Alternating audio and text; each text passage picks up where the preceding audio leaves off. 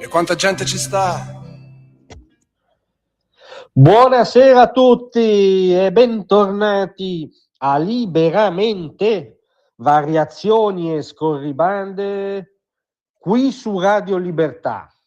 Allora il nuovo tormentone a sinistra è Annun chi? Ci si riferisce ovviamente a Mohammad Annun, controverso capofila dei palestinesi italiani, arrestato in questi giorni con l'accusa di aver raccolto finanziamenti destinati ai tagliagole di Hamas e addirittura di rappresentare il vertice di Hamas in Italia. Allora c'è tutta una galleria di bel mondo della gauche caviar, sempre più caviare, sempre meno gauche tra l'altro, che si è fatta o immortalare col signor Annun, o ha partecipato ad eventi col signor Annun, o ha dato oggettivamente sponda alla narrazione di Annun e di quelli come lui, che in queste ore fa ovviamente a gara a distanziarsi, smarcarsi, a dire che lo ha incontrato una volta per sbaglio perché aveva sbagliato strada, me l'ha presentato mio cugino, ma non ho la più pallida idea di chi sia, in effetti mi sembrava un po' strano, insomma adesso tutto un campionario su cui noi stiamo ironizzando, ma come dire, un tentativo quantomeno di minimalizzazione totale, diciamo, dei rapporti, dei presunti rapporti, spesso mica tanto presunti perché con tanto di documentazione fotografica,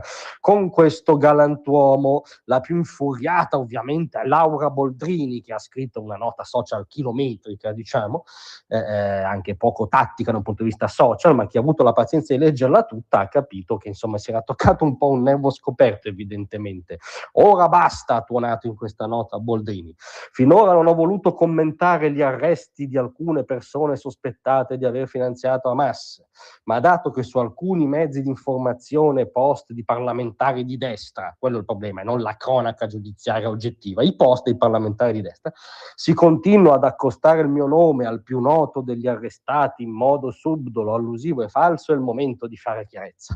Ho incontrato il signor Mohammad Annun una sola volta e per pochi minuti, quasi per sbaglio, quasi probabilmente lei stava uscendo e lui stava entrando nella stessa stanza, poi lui ha chiesto di fare una foto e lei, per l'estrema cortesia che lo contraddistingue, ha detto di sì.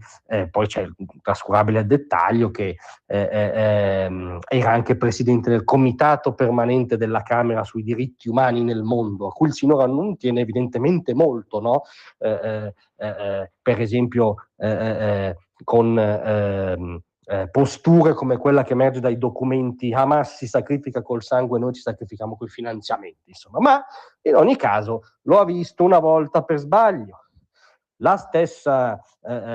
stesso refrain lo suona Nicola Fratoianni, che si sveglia solo un po' più tardi, ma va giù ancora più tranchant se possibile. Non ho mai sostenuto Annun, non è amico mio.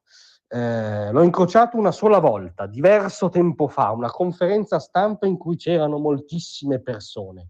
Cioè l'ho incrociato nella notte dei tempi, in mezzo a tantissimi altri, a uno qualsiasi, non mi sono neanche accorto di chi era, o insomma stiamo sempre ironizzando, ma il refrain è sempre quello.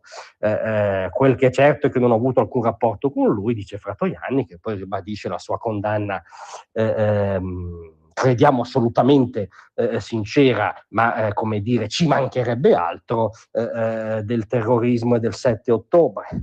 Si inserisce nel filone, perché ovviamente è geloso anche l'altro componente del duo comico di AVS, quindi Angelo Bonelli, che sempre al Corriere ha ricordato che è intervenuto in Parlamento per condannare il 7 ottobre e, aggiungiamo, ci rimancherebbe. E quando gli si fa notare che diversi esponenti della sinistra hanno incontrato Annun, risponde: devo dire che se seguissimo questi ragionamenti non dovremmo più incontrare nessuno. E ovviamente, insomma, se la gente si incontra, poi può scappare anche diciamo, quello accusato di essere il vertice di Italia, ci mancherebbe altro. La stessa musica la suona in modo ancora più indignato il professor Tommaso Montanari, a cui manca sempre fatalmente una M, come notava perfidamente Giuliano Ferrara, che in un lunghissimo post anch'egli si è ovviamente ha stigmatizzato coloro che non vedono i crimini orribili dello Stato di Israele, il genocidio, che invece si fossilizzano su questo fatto che in Italia operasse una cellula di Hamas.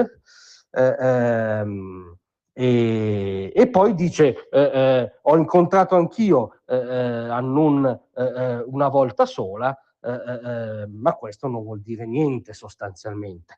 Anch'io sono stato presentato a Mohamed Annun, ecco, il virgolettato, in un evento pubblico con migliaia di persone presenti. E allora, e quindi insomma, è una gara a retweetare l'hashtag AnnunChi. Ora vorremmo dire a loro signori che non abbiamo proprio l'anello al naso. Il problema non sono i loro eventuali rapporti personali con Mohamed Annun, che diciamo a livello quantomeno superficiale sono spesso documentati, ma chi se ne frega? Noi crediamo alla buona fede, non esisteva un legame personale vero tra questi altri esponenti della sinistra e il signor Annun.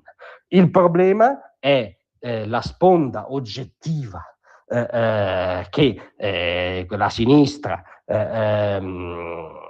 antagonista, iperwokista, iperfilo-palestinese, antisionista, per usare un eufemismo, ha dato oggettivamente alla stessa narrazione suonata dai signori come Annun. Questa è cronaca politica degli ultimi mesi, la narrazione del genocidio e spesso addirittura l'equivalenza subdola, se non dichiarata, tra lo Stato degli ebrei e il nazismo, il palestinese visto sempre e comunque come dannato della terra, come oggetto di una barbara occupazione coloniale da parte di chi rappresenta l'Occidente in quello scacchiere di mondo, e cioè Israele.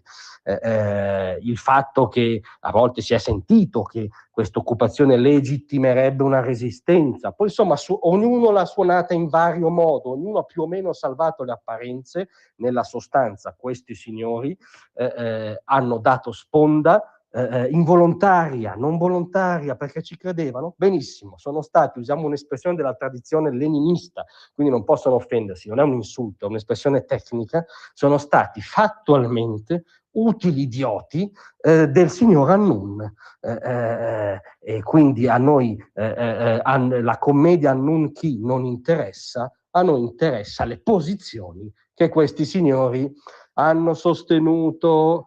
Grazie a tutti, a domattina.